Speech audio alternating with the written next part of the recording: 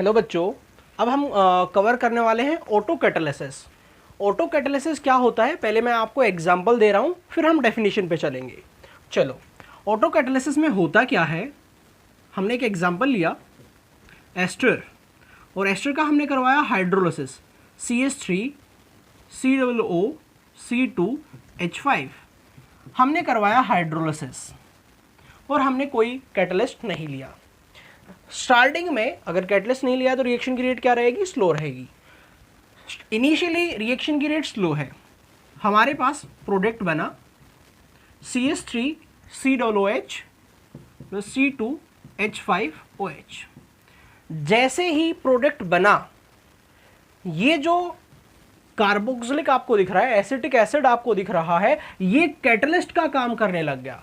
Means होता क्या है, अगर रिएक्शन में प्रोडक्ट बने और जैसे ही प्रोडक्ट बने वो कैटलिस्ट का काम करने लग जाए और रिएक्शन की रेट क्या हो जाए, फास्ट हो जाए, उसी को हम बोलेंगे ऑटो कैटालिसिस। आई होप आपको समझ में आया होगा। रिपीट करता हूं, अगर रिएक्शन स्टार्ट होती है और उसमें कुछ प्रोडक्ट बनता है और जैसे ही प्रोडक्ट अपीयर हो, वो प्रोडक्ट किसका काम करने लग जाए, कैटलिस्ट का, उसी को हम बोलते हैं ऑटो कैटालिसिस। चलो अब हम डेफिनेशन पे चलते हैं। In certain reaction one of the product act as a catalyst, जैसा कि इसमें हुआ। यहां पे ये प्रोडक्ट है और ये किसका काम कर रहा है, कैटलिस्ट का। इनिशियल स्टेज पे अगर आप देखेंगे तो हमारी रिएक्शन क्या रहेगी, स्लो रहेगी।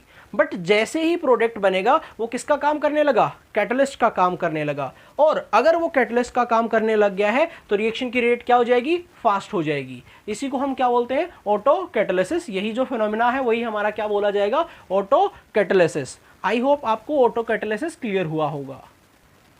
ओके, अब हम बात करते हैं इंड्यूस कैटालिसिस पे। अब इंड्यूस कैटालिसिस क्या होता है, पहले तो आपको ये वर्ड जो इंड्यूस है इसका मतलब समझना पड़ेगा। इंड्यूस का मतलब होता है उत्पन्न होना, ओके, प्रोड्यूस करना। अब हम बात करते हैं कि ये है क्या। ये काफ़ी इजी से टॉपिक है, आप इजीली इनको कवर कर सकते हैं। अब इंड्यूस कैटालिसिस को भी हम पहले एग्जाम्पल से कवर करेंगे, फिर हम उसकी डेफिनेशन पे चलेंगे। देखो क्या होता है, मान लो आपको केमिस्ट्री समझ नहीं आ रही है और आपके फ्रेंड को बहुत अच्छे से केमिस्ट्री समझ में आती है। अब क्या है, आप दोनों बैठे पढ़ने के लिए, अब आपको भी केमिस्ट्री बहुत अच्छे से समझ में आने लग गई क्योंकि उसने आपकी हेल्प कर दी है।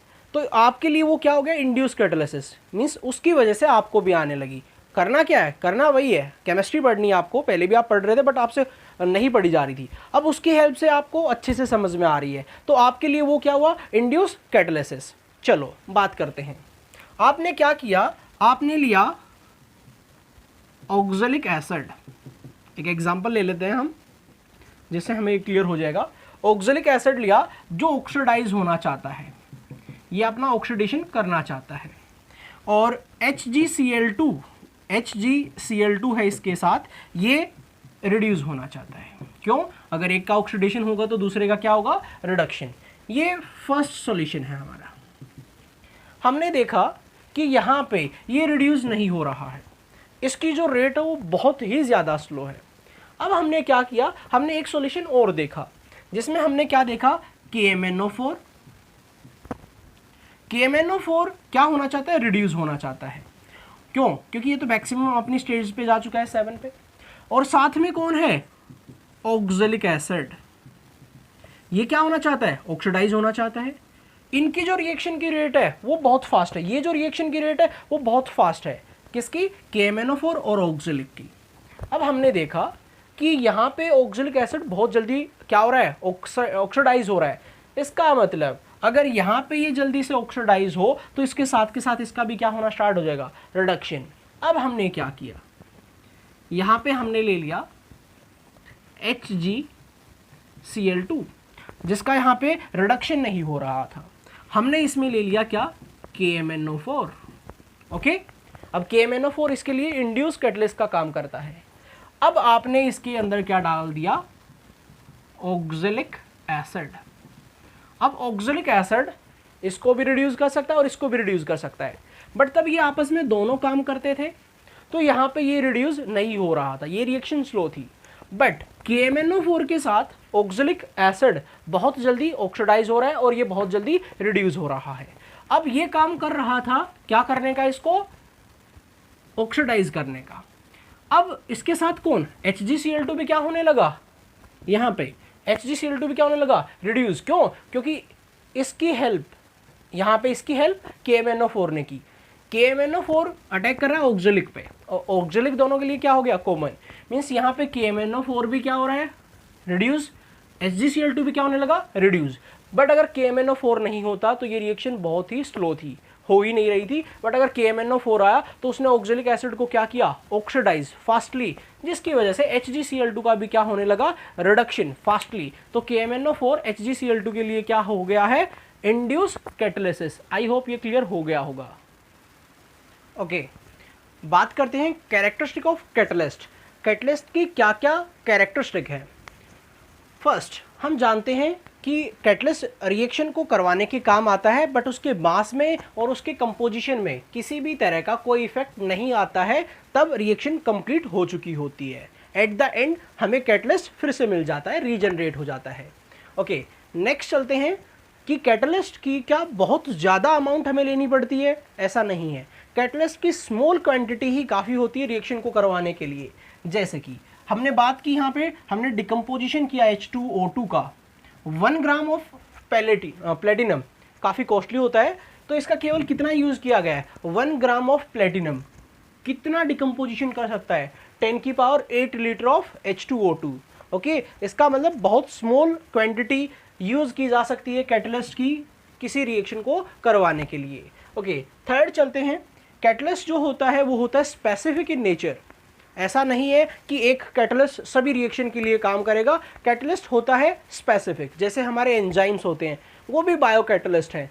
पर्टिकुलर एंजाइम पर्टिकुलर रिएक्शन को करने के काम आता है, इसी तरह से पर्टिकुलर कैटलिस्ट पर्टिकुलर रिएक्शन के लिए यूज़ किया जाता है। ओके, नेक्स्ट यहाँ पे हम बात करते हैं कि कैटलिस्ट इक्विलिब्रियम की पोजीशन को कभी चेंज नहीं करता है। इक्विलिब्रियम वहीं पे आएगा जहाँ पे पहले था। जैसे कि मैं आपको बता दूं, यहाँ पे ये इक्विलिब्रियम आया, यहाँ पे आपका ये टाइम है यहाँ पे, और ये कंसंट्रेशन है, ये रिएक्टेंट है, ये प्रोडक्ट है। रिएक्टेंट डिक्रीज हुआ, प्रोडक्ट इंक्रीज हुआ, ये यहाँ पे इक्विलिब्रियम आ गया। उसके बाद डिक्रीज हो रहा है रिएक्टेंट और प्रोडक्ट इंक्रीज नहीं हो रहा है। अब आपने मान लो कैटलिस्ट यूज किया पॉजिटिव, वो क्या करेगा, रिएक्शन की रेट को बढ़ा देगा। मीन्स इक्विलिब्रियम आपका सेटअप हो जाएगा पहले, मीन्स टाइम कम लगेगा। ये पॉजिटिव कैटलिस्ट है।